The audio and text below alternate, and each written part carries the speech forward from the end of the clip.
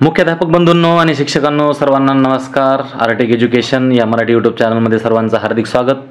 आपण आज बघणार आहोत की आपल्याला युडायसमध्ये बरेचसे शिक्षकांचे आता बदले झालेले आहेत। या शाळेतून दुसऱ्या शाळेत गेलेले आहेत। आता त्यांना आपल्याला शालार्थमधून जसं आपण रिलीव्ह करतो त्याच पद्धतीने आपल्याला आता मधून त्यांना फ्री करायचं आहे, जेणेकरून आपल्याला नवीन शिक्षकांना आपल्या या शाळेमध्ये ॲड करून घ्यायचं आहे।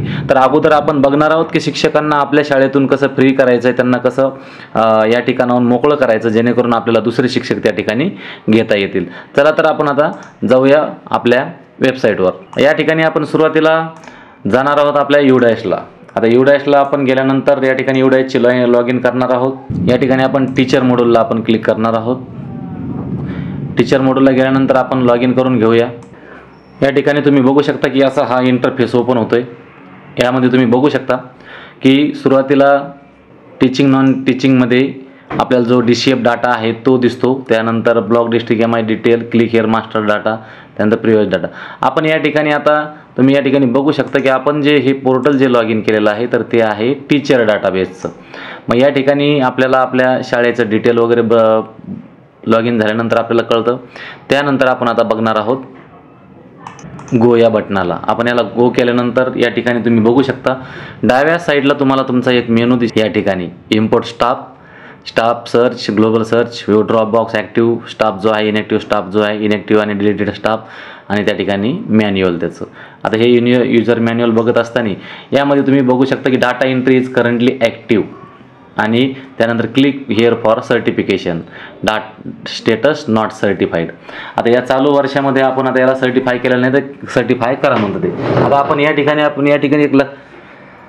आता आपण यामध्ये आपण एक काम करणार आहोत, ते म्हणजे शिक्षकांना कसं रिलीव्ह करायचं आहे। आता या ठिकाणी आपल्याला टोटल टीचर दिसत आहे आणि या ठिकाणी इनकम्प्लीटमधून दिसत आहे। या ठिकाणी इनकम्प्लीटच्या ठिकाणी रेडमध्ये दिसतात आणि टोटल आपले टीचर जे आहेत आपल्याकडे, टीचिंग स्टाफ असो नाही तर नॉन टीचिंग स्टाफ असो, वरती टीचिंग स्टाफ दिलेला आहे आणि या ठिकाणी नंतर नॉन टीचिंग स्टाफ दिलेला आहे। आता या ठिकाणी तुम्ही वरती बघू शकता टीचिंग स्टाफ आहे आणि या ठिकाणी खाली नॉन टीचिंग आहे। तर तुमच्याकडे जर चतुर्थ श्रेणी कर्मचारी असतील तर त्यांचे नॉन टीचिंगमध्ये येतं, परंतु बऱ्याचशा शाळा अशा आहेत की नॉन टीचिंग स्टाफ नाही आहे, टीचिंग स्टाफ असतो। तर या ठिकाणी आपण बघणार आहोत टोटल 6 आहेत, या ठिकाणी इनकम्प्लीट 6 आहेत। आता या ठिकाणी ॲड टीचिंग स्टाफ म्हणतात। आपण अगोदर हे जे 6 आहेत आपल्याकडे अवेलेबल शिक्षक, तर त्यांचा आपण डाटा बघणार आहोत। यामध्ये आपण त्यांना काय करणार आहोत की आता जे शिक्षक आपले बाहेर गेले त्यांना आपण या ठिकाणाहून काढणार आहोत। मग आता या ठिकाणी एक शिक्षक घ्यायचे आपल्याला, XYZ आपण एक शिक्षकांना घेऊया आणि या ठिकाणी तुम्ही बघू शकता इनकम्प्लीट आणि लास्ट मॉडिफाईड आपला मागील वर्षीचा डाटा दाखवतो, ज्या वेळेस आपण त्या शिक्षकांना मॉडिफाय केलं होतं। आता यामध्ये लेफ्ट स्कूल करणार आहोत आपण यांना, कारण आपल्या इथून हे बदलून गेलेले आहेत। आपण आता या ठिकाणी लेफ्ट स्कूल करणार आहे। मग आता लेफ्ट स्कूल करते वेळेस आपण आता यांना लेफ्ट का करायचं आहे तर यामध्ये आपण रिझन बघूया। आपला हा आतील असा इंटरफेस ओपन होईल। या इंटरफेसमध्ये आपण आता बघणार आहोत, या ठिकाणी तुम्हाला डिटेल दिसेल, या ठिकाणी तुम्हाला त्या शिक्षकाचा नॅशनल कोडही दिसेल। या ठिकाणी नॅशनल कोड आपण शिक्षकांना बऱ्याच बांधवांना माहीत असतो की हे करूया। आता या ठिकाणी तुम्हाला ऑप्शन भेटतील बघा, याच्यामध्ये ड्यू टू रिटायरमेंट, जर शिक्षक रिटायरमेंट झाले असतील तर, ट्रान्सफर्ड झालेले असतील शिफ्टेड इतर स्कूलमध्ये, ड्यू टू जॉब लेफ्ट, नोकरी सोडली असेल तर, रॉंगली इम्पोर्टेड, चुकीनं आपण इम्पोर्ट केलेला असेल तर, ड्यू टू डेथ, त्यानंतर रॉंगली इन्सर्टेड, डुप्लिकेट असेल तर, ड्यू टू प्रमोशन असेल तर, due to suspended, due to deputation, काय असेल XYZ। आता आपण या ठिकाणी आपण करणार आहोत ट्रान्सफर्डमध्ये आपण रिमार्क टाकणार आहोत। आता आमच्या जिल्हा परिषद शाळेमध्ये संगणकीकृत जे आदेश काढले होते बदलींचे, त्यानुसार या ठिकाणी त्यांना जे शिक्षकांना कार्यमुक्त करायचं होतं, पण आपल्या शाळेवरून जेव्हा आपण शाळेतून त्यांना कार्यमुक्त केलं तर साठी आपण जेव्हा कार्यमुक्त केलं त्याची आपण आता या ठिकाणी डेट टाकणार आहोत आणि लेफ्ट स्कूल या ठिकाणी करणार आहोत। या ठिकाणी तुम्ही बघू शकता की हा शिक्षक जे आहेत किंवा हे जे कार्यरत शिक्षक आहे तर ड्रॉप बॉक्स ॲक्टिव्ह झाला आता याचा। आता ट्रान्सफर्डमध्ये जाणार आहे किंवा शिफ्टेडमध्ये, तर आपण ट्रान्सफर्डमध्ये दिलेलं आहे की due to teacher transfer as per शिव ऑर्डर, आणि त्यानंतर कन्फर्म या ठिकाणी करणार आहोत आणि मग ते शिक्षक या ठिकाणाहून गेलेले आहे। अशा पद्धतीनं आपल्याला हे जे शिक्षक आहे तर ते आपल्याला रिलीज करायचे आहे. आता आपल्याला जर नवीन ॲड करायचं असेल शिक्षक, तर या ठिकाणी वरती तुम्ही सूचना बघू शकता. ॲड टीचिंग स्टाफ जे आहे तर या ठिकाणी तुम्ही त्याला इम्पोर्ट स्टाफ तुम्ही घेऊ शकता, इम्पोर्ट करू शकता.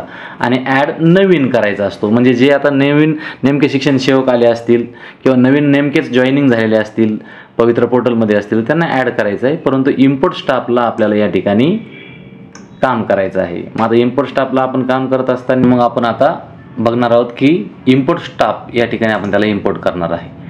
आता इम्पोर्ट करत असताना याच्या अगोदर आपण बघितलं की त्या शिक्षकांना रिलीज कसं करायचं आहे, आता आपण त्यांना कसं घ्यायचं आहे.